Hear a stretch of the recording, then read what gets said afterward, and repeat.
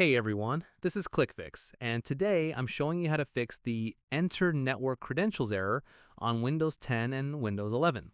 If you're trying to connect to a remote desktop and it keeps saying your username or password is incorrect, even when they're right, here's how to fix it. First, disable Credential Manager Service.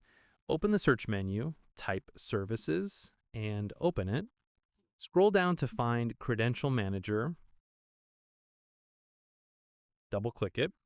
Set the startup type to disabled, then click stop if it's running. Hit apply, OK, and restart your computer.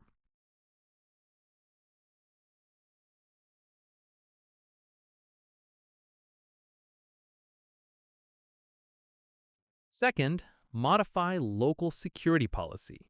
Open search, type local security policy, and open it.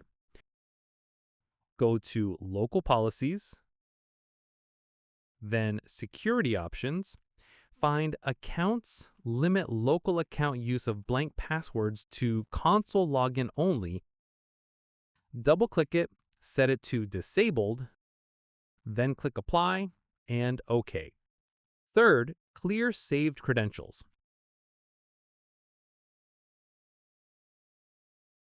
Open Control Panel, set view to large icons, then select Credential Manager. If you see any Windows credentials listed here, remove them all. After making these changes, restart your computer and your network credentials error should be resolved.